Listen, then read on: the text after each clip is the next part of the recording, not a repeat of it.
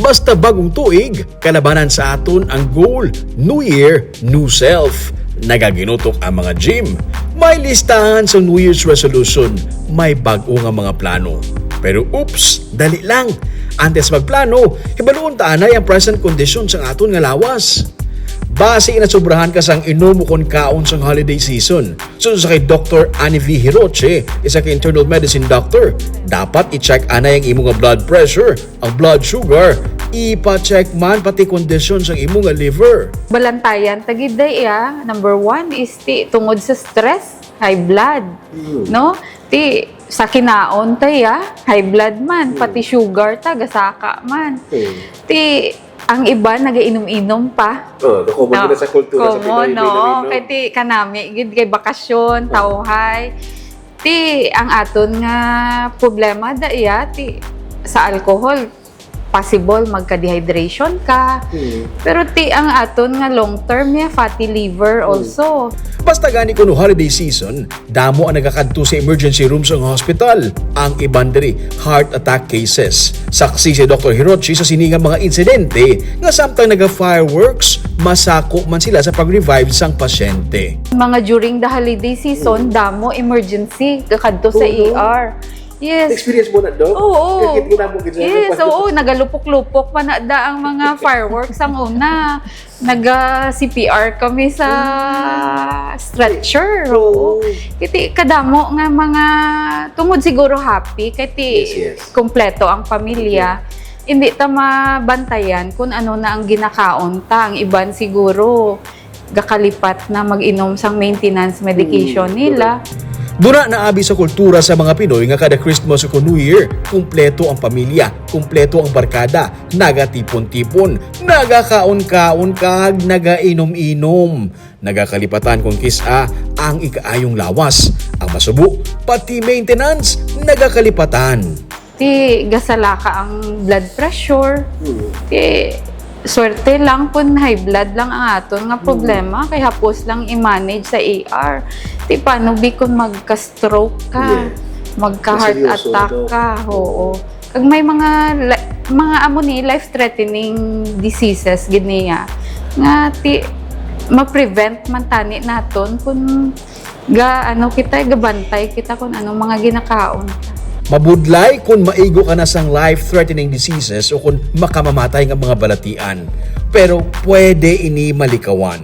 May mga diagnostic test kag screening nga available sa Riverside Medical Center.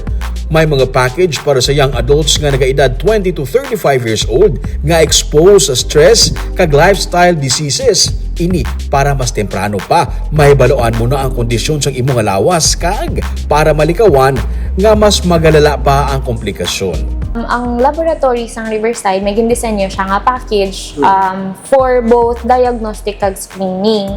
So ini nga package na may gid siya para sa mga pamatanon or mga young adults nga nagaedad 20 to 35 years old. So sa amo na nga mga edad, prone kita ang exposure ta sa stress kag mga lifestyle related disease, pares ang hinambal ni Doc nga diabetes kag hypertension. So nami gid na siya nga samtang bata pa lang hinabantayan ta na kung ano aton nga ginakaon kag kung ano ang status ng self ta kay kung early siya gaka-detect, early siya ma-prevent kag early siya ma-prevent or ma-detect kag early siya ma-treat. May package man sila para sa pamilya. Mapa laboratory ang bilog nga pamilya. Bata kag tigulang pwede anay nga ipalaboratory. Ini nga package pwede man siya pang pamilya. So pwede siya pang bata, young adults, teenager, hasta sa mga aton mga katigulangan. So pwede siya magamit. Kay ini nga package, gindisenyo siya nga may comprehensive na siya balang nga content kag convenient para sa mga pamilya nga gusto mag-avail sa ini nga package. Bali, pwede di siya ma-detect imo nga blood sugar, cholesterol level, uric acid, ang imong nga kidney, screening test for your kidney, screening test for your liver. Dayon, at the same time, may upod na siya nga x-ray. So, dala pati imo baga, kag ECG. Para sa mga kumpanya, may package man para sa mga empleyado. Kung healthy ang mga empleyado, mas maayo ang ilang performance sa trabaho. Di man siya, sir, magamit sa aton mga corporate or company para sa ilang mga empleyado. So, having healthy employees, nag-increase siya sa productivity bala sa isa ka work environment, kag nag-reduce syempre kung healthy imo nga mga mga trabahante or mga empleyado, ti nang mas nag-reduce or gina-reduce niya ang absenteeism bala.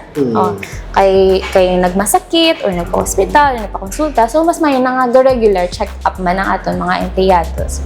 Dugang pa ni Dr. Hirochi, pabata ang mga nagaangkon sang lifestyle diseases pareho sang mataas nga blood pressure kag mataas nga blood sugar. Kag subong pabata man nga pabata ang mga pasyente nga may kidney disease. Although ang mga kidney disease most commonly makita ta sa mga tigulang, pero gabata naman subong. So amo nang thriving man ang mga dialysis center diri sa Negros. Yes.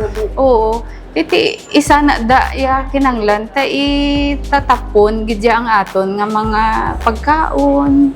Oo, kay Negros is sweets gidya tuod.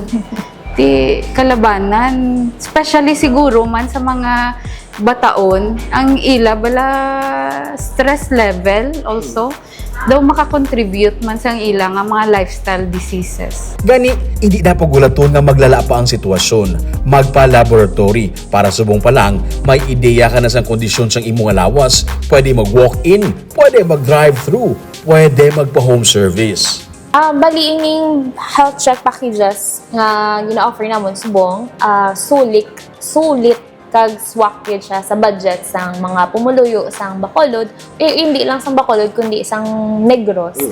Paano? Pwede siya ma-avail magkadto mag-walk-in bala sa laboratory.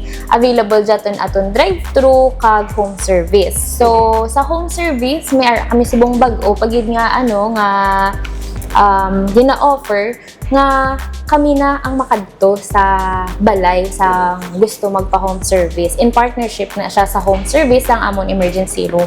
So, ma-add lang sila 560 pesos para sa transportation fee. Back and forth na siya. So, hindi na sila magsugat sa medtech just like the usual process previously. So, subong, pwede na nga kami na lang makadto. Panugod sang 2025, mas maayo to start it right. Para we can start it right, unahon tagid ang aton nga health. Hindi malipat kung magpa-lab sa Riverside by Pharmacy man sa sulod mismo sa ospital. Open sila 24 hours, pwede mag-drive-thru, pwede makapa-deliver.